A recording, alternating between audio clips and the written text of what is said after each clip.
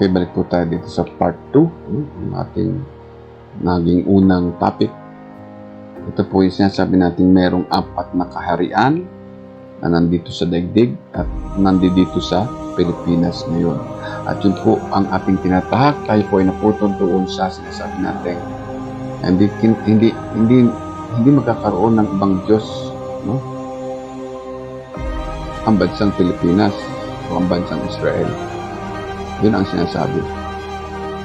So, sabi dito, walang Diyos na magiging una sa akin, hindi magkakaroon man pagkatapos ko. Sabi sabihin, ang ibig sabihin ay ganito. No? Ito, ulit tayo. Okay. Kung nakikinig si Brother Kibulo yan, para maintindihan niya ito, so, pagkat di pa niya ito naging topic yan. So, ibig sabihin yan, galing kay Adam, yung Diyos dito ay hindi anak. Okay. Siya ay ang ama. So, ibig sabihin, pagdating dito, nung anyong tulad siya sa Israelita, siya pa rin yung ama. Yan, ibig sabihin niya, hindi yung siya yung anak. Walang naging ama na naging anak. Ibig sabihin, siya pa rin yung anak. Kaya nga sinasabi dito na yung sinasabing Isaiah 9:6. Dito dumating yung Isaiah 9:6.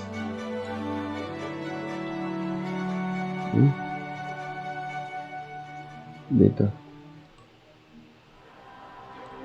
Yung Isaiah 9:6. So yung Diyos na yung anak ng tao na pinanganak sa binhi ni David ay hindi anak, kundi ama pa rin. Ama ng buhay na nag-anyong tulad sa kanyang mga anak.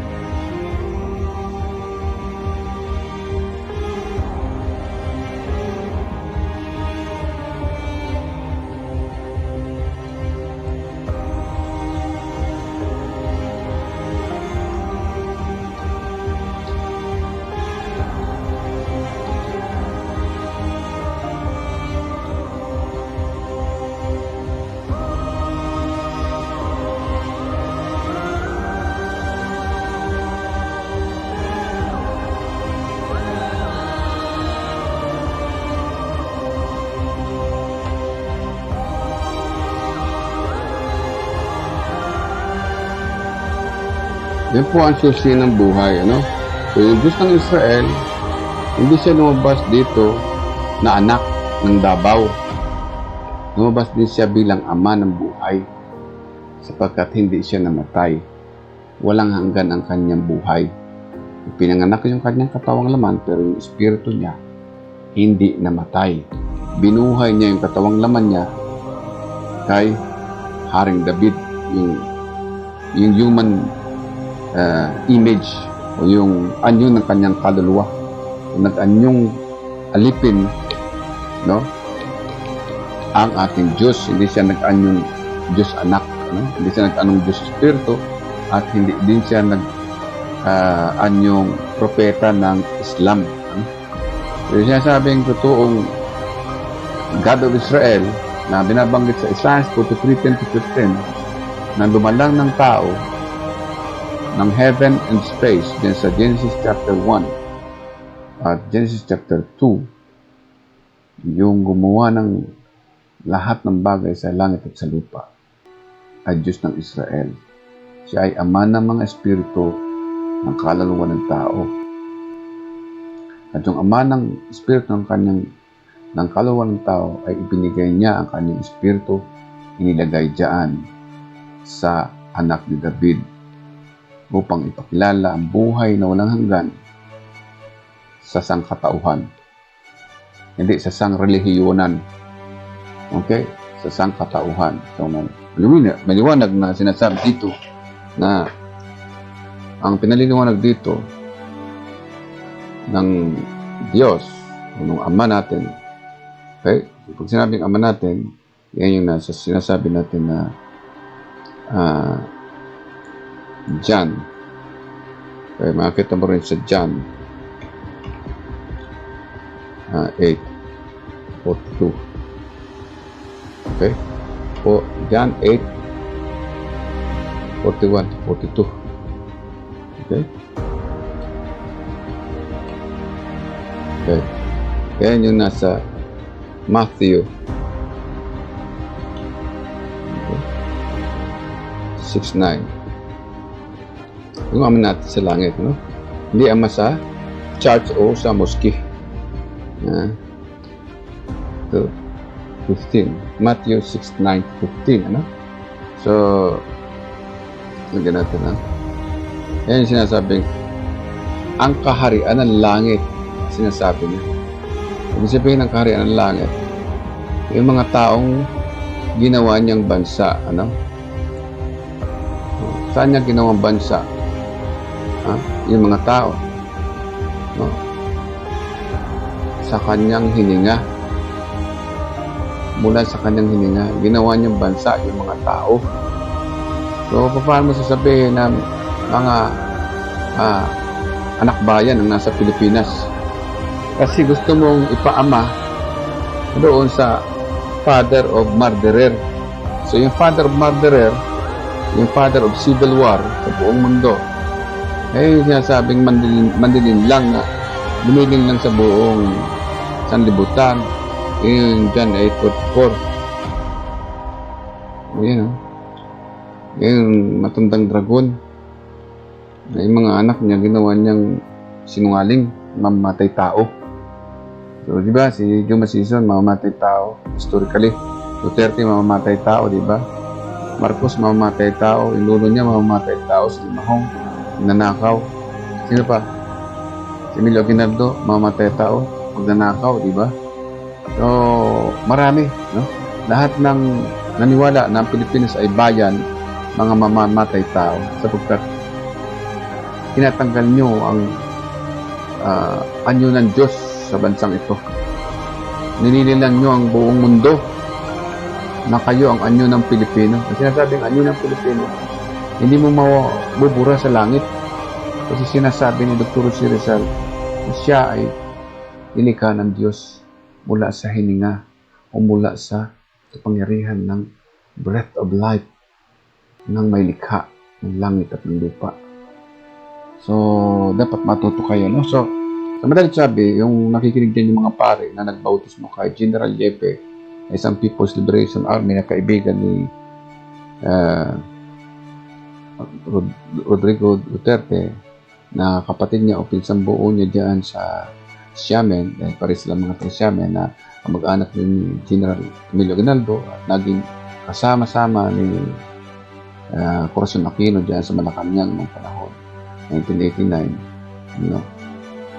Para masabi ko sa inyo, peke ang ginawa niyong kasaysayan ni Marcos na tungkol no hero, eh kayo rin naman nag-aaral sa inyong sarili. Yan ay peke, walang katotohanan at invento lang ninyo para baguhin kasaysayan ng Pilipinas na hindi niyo kaya ipasok sa dugo ninyo at magtambak pa kayo ng mga patay sa harap ng Dr. Si Rizal. Hindi sinasabi ng si Rizal na isuko ng mga enchik ang mga patay sa harap niya. Sinabi niya, sinuko niya ang buhay niya sa bansang Pilipinas sapagkat ang Pilipinas ay bansa ng Diyos, hindi bayan ng Fujian genealogy of China. So yung mga patay ninyo mula sa Xiamen, mula sa Xinjiang, ibalik nyo na diyan sa China dahil hindi yan ang kasaysayan ng Lost Eden, no? Line 2 of paragraph 1 and line 2 of paragraph 13, the Lost Eden is not a Chinese village at the region of the sun. It was a sovereign country of our God, the Sea of the Orient. There is no such kind of region of the sun that become inheritance of Judean ancestors. Mahiya kayo. Tanggalin nyo na yung mga sinulat nyo dyan sa universities mali yan, no? Nagbabasa kayo ng Bible, nagtuturo kayo ng religion, ayun pala yung Christianity at Islam, gagawin yung komunismo. Ano? Pero bago kayo maging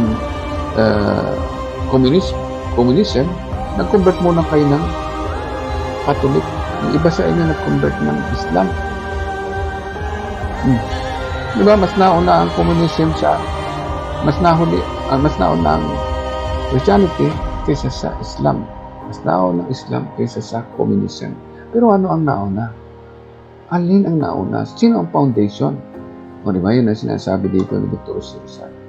Paano ka makakabalik sa pinanggalingan mo? Hindi mo alam patutunguhan mo.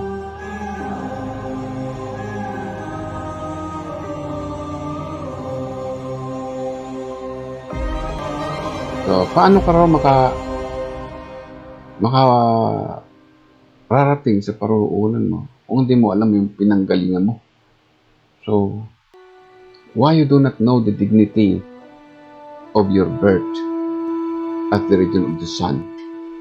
So, ibig sabihin, hindi marunong magsukat ng time, space, and distance ang Fujian ancestors. So, halatang illegal immigrants kayo dito sa langit. Ano? Ano nyo pwedeng sabihin na si Dr. Rizal, sinuko niya yung kanyang bansa. Sinuko niya yung kanyang sweet foreigner. Sinuko niya yung Lost Eden at yung Diyos niya doon sa Fujian village. Hindi pwedeng maging ganun. No? Hindi pwedeng reverse kasi siya na Pilipinas. So, ayun po ang ating sinasabi. So, balik muna tayo doon sa sinasabi apat na kaharian na hindi maintindihan ng mga anak bayan. No? Anak bayan na nag-convert ng Kristyanismo at nag-convert ng Islam upang infiltrate ang religion at yung religion ay i-convert bilang isang communist-controlled country na Pilipinas. No? So, balik ulit tayo dun sa ating aralin na apat na espiritu ng tao. Okay. Isang nag-convert. Tao na nag-convert sa reliyon. Tao na nag-convert sa communism. Okay. At tao na nag-convert sa Freemason. No? So, si Dr. Rizal hindi siya member ng Freemason. Hindi siya member ng kahit anong religion at ng komunismo. Hindi siya member ng komunismo. Hindi siya founder ng mythology. No? Siya ay nilalang ng Diyos. Ang hininga ng Diyos, kaluluwa ng Diyos na mula sa buhay na may likha ay nasa Kanya. At ito ang Kanyang pinapaliwanag ay nararating sa inyo na hindi siya membro ng kahit anong kulto. Okay, so ulit po natin kung paano ang tao ay dumami at kumalat sa ibabaw ng mundo. Okay, so mula nang nalangin ng Diyos, ang tao, ayon sa kanyang wangis, ayon sa kanyang anyo, ay nagkaroon ng mga bansa. So, paano nagkaroon ng mga bansa? Tumili sila ng Diyos ayon sa kanya-kanyang wika. At ang bawat bansa ay ginawang mana na para sa kanila. Okay. So, sa atin, mana, ang Pilipino ay mana ng Diyos. Okay. Minana ng bansang Pilipinas ang kaharian ng Diyos, ang bansa ng Diyos na nandito sa rehiyon ng araw. Yun ang sinasabi ni Dr. Rizal. So, hindi niya nilagay ang bansang Pilipinas sa loob ng isang organization o ng Freemason. Hindi niya nilagay ang bansa niya sa loob ng reliyon o anumang ideolohiya. No? Ang Diyos ang pumili sa bansang Pilipinas, kaya may Pilipino. Kaya walang katotohanan yung sinasabi ng presidente ng Pilipinas na mayroong ng bayan, presidente ng mga anak bayan. Hindi ko sinatanggap na siya ay presidente ng Pilipinas, kundi siya ay presidente ng mga anak bayan. So, yung mga presidente ng mga anak bayan ng province of Fujian sa Pilipinas, hindi siya pinili ng Diyos. Ang pumili sa kanya ay ang communism naman ng mga mamamatay tao. Kaya siya isang mamamatay tao at walang respeto sa mga Pilipino. So kung nakikinig ka, ituro mo ang mabuti sa buong mundo. At hindi magalit sa buong mundo, Duterte. At hindi yung puro propaganda ng tulay, kalsada, school, at mga kung ano, mga palamuti, no? Yan ay pera ng bansa. Hindi mo pera yan. Okay? At yung pera, alam mo kung saan galing, sa gold. At yung gold, hindi galing kay Marcos o kay Limahong. Galing pa rin sa Diyos. So, huwag niyong nakawin yung Pilipinas. Dahil kayamanan yan, namanan ng Pilipino mula sa Diyos. Okay? Ang lupa ay nilalang hindi ng inchik. Ang lupa ay nilalang ng Diyos. At nauna ang lupa bago ang inchik. Okay? Nilalang ng tao. Ibig sabihin ng salitang Eden, sa line to paragraph 2. Nilalang ng Diyos.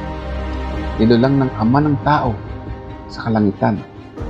Nilalang ng Diyos ang tao mula sa alabok ng lupa.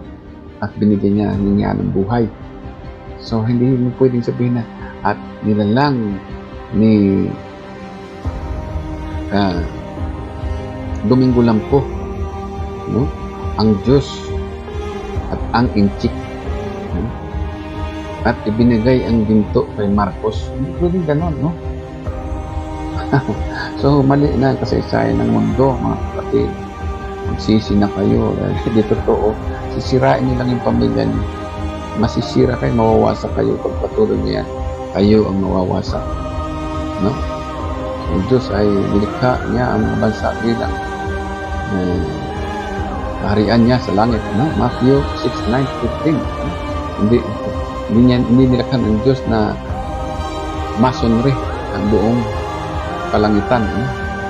Yung mason na hindi marunong magsukat ng dagat at ng rihi ng araw ay mga piking mason. Ang totoong mason ay yung Diyos na marunong magsukat ng space, time, and distance. Ano? So, yun. Kung yung mga kasaysayan nyo nagbabaranggaan, ibig sabihin, mahanap ng kaaway, ibig sabihin, matitibag kayo. Ibig sabihin, hindi kayo magwawagi kasi ang kalaban nyo ay Diyos. No? Hindi pwedeng wasakay ng maso ninyo ng mga mason ang may likha ng lahat ng bagay. So ngayon, babalik natin kung saan galing ang tao, ang bansa. No? Lahat ng tao ay galing sa Diyos. Alam natin. Pero sabihin, mula doon sa Diyos, okay, may sinasabi niya, hanggang doon,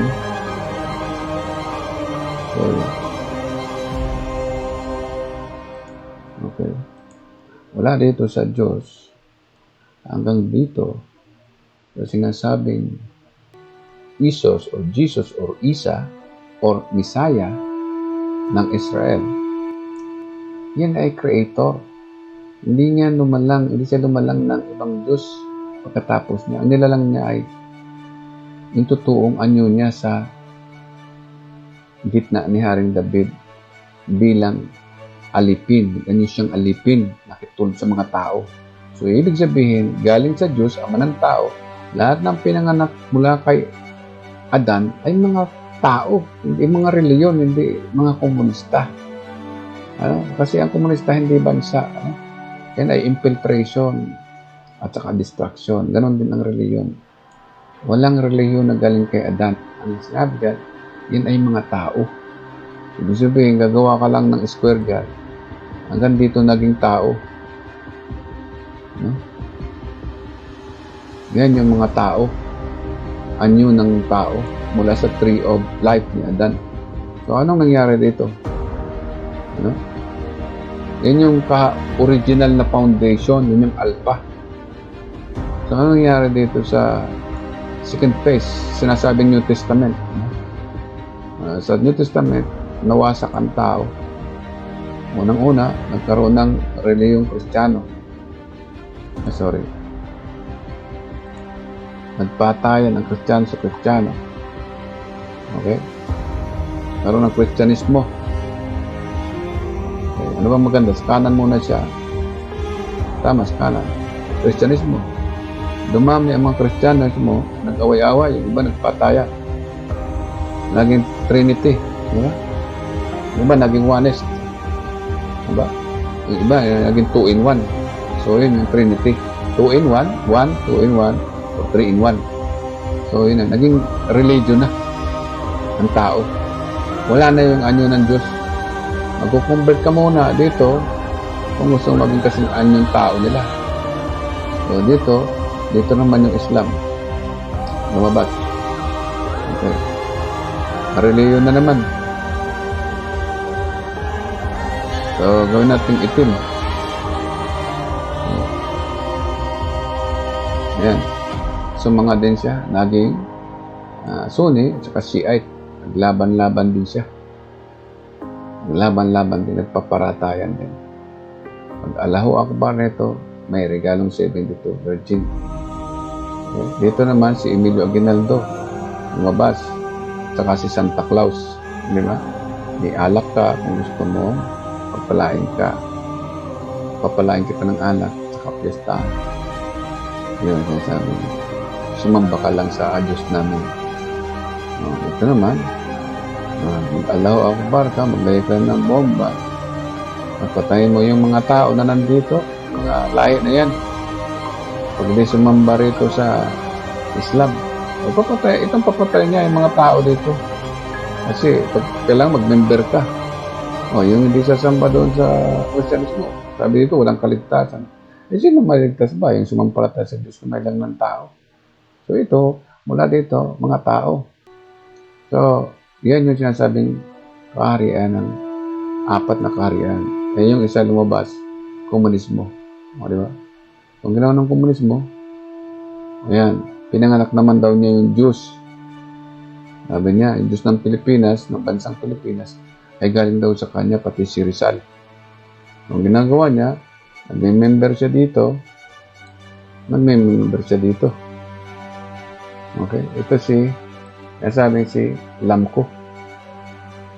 Okay? Yan si Domingo Lamco. Yung Alpha Omega ng China. Ay sabi nga, si komunista, ayun yung Alpha Omega ng China. Okay? So, naging religion na ang tao. Pagdating dyan sa area nito, geology at religion. No? So, yung mga Pilipino ay nandito sa loob, sa kategory nito. Mula sa Diyos hanggang doon kay Jesus. O kay Isa o kay sa Messiah ng Israel. No? Sa ating mga tao, naniwala tayo na ang tunay ng Messiah ay Messiah of Israel. No? Kasi lumabas siya sa Israel. No? Yung Israel, hindi lumabas doon sa reliyon. Sabi sabihin, walang bansa na galing sa reliyon, walang bansa na galing sa ideolohiya. Lahat ng bansa ay galing sa Diyos. At ang mga bansa ay nagmula sa tao. Anyo ng Diyos. Hindi anyo ng reliyon, hindi anyo ng komunismo. Okay? So, yung Diyos ng Israel hanggang katapusan o yung huling darating, hindi pwedeng maging si Kibuloy. Sabi dito, ako ang ama, ako pa rin ang ama. Sa akin nagmula ang buhay, sa akin pa rin nagmula ang buhay. Pero nag-anyong alipin ako upang ipakita ko ang buhay na wala hanggan. Sa mga angkan ni Aaron David, sa mga angkan ng mga tao, kaya naging religion pa, naging komunismo. Saan ang kaligtasan nila? Diba? So, ang ginawa nito, diba? Nag-infiltrate siya. So, ang nangyari yan, siya na nagsasalita sa simbahan. Okay. Yung simbahan naging komunista. Okay. Pumasok na siya. Infiltrate siya.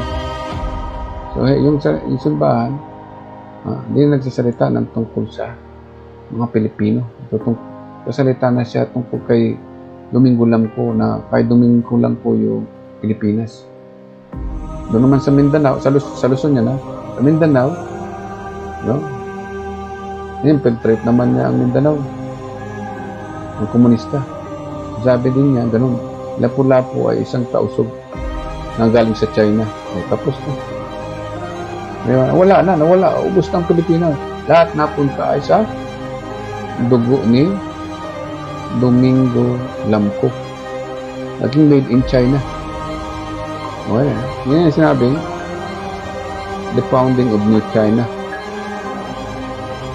Okay?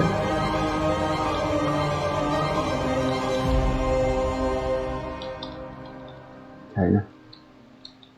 Okay? Yan. Yan ang sinasabi ni Xi Jinping, the founding of New China. Okay? Kailan nangyari? November 20, 2018. Kaninong presidente? Kay Duterte. Okay, sinasabi.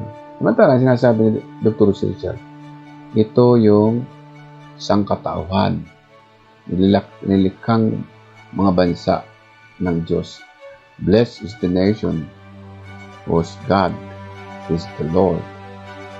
Yun yung sabihin natin, whose God is the Son, whose God is the God of Israel. Okay, yun ang sinasabi dyan. Blessed is the nation whose God is the God of Israel. Okay? Yun yung sinasabing God dito. Ito yung Isaiah 43:10-15. No? Kasi ang Bible or Hebrew Scripture, ginawa nating Quran sa Islam. Sa Islam. Ayan ay matalinhaga. Kinakailangan makuha mo lahat at makilala mo kung sino totoong Diyos. So ito, si Domingo lang ko, gusto niya maging Diyos ng reliyon. Kaya nag-infiltrate siya dito sa Christian at saka sa communism. Okay, yun po ang gusto mangyari. So punta tayo doon sa apat na kaharian. Yan po yung apat na kaharian. Okay, so patuloy muna natin. Mapanibagong movie na naman tayo, yung sinasabing part 3. Part 3. Okay. Kwento naman tayo. Okay. So, salamat po na marami. Sana po ay naliwanagan yun kung nasa ng inyong kaluluwa. I-share po natin at nakumalat at nang tayo makapagbalik loob at magkaisa na ang Pilipinas ay maging united. For how many years na tayong inaalipin ang mga ideolohiya at tayo wasak-wasak, walang bansa, nangangalat, OFW, nang alipin ng buong mundo. Samantalang nila lang tayo ng Diyos na may kalayaan na hindi sinakop niya. Walang Diyos na umalipin sa kanyang mga anak. May Diyos na nagmahal at nagbigay ng buhay sa kanyang mga anak sa kalangitan. Okay, hindi niya tinipon ang mga tao sa loob ng reliyon o sa loob ng ideolohiya. Okay, tinipon niya sa pamamagitan ng kanyang espiritu ng buhay na nasa kanya, nasa mga tao. At ang espiritu ng tao, nandun ang karunungan at katalinuhan. At ang Diyos ang lumikha nun, hindi tayo. Wala tayong karapatan doon. Sinarita lang natin yung kanyang sinabi. Kapag hindi lamang daw nabubuhay ang tao sa pamamagitan ng tinapay, hindi sa pamamagitan ng salita ng Diyos ng Israel, na Diyos ng lumikha ng langit at ng lupa at ng ating katawang kaluluwa ng ating katawang laman na tinatawag nating espiritu o salita ng ating buhay. Maraming salamat po.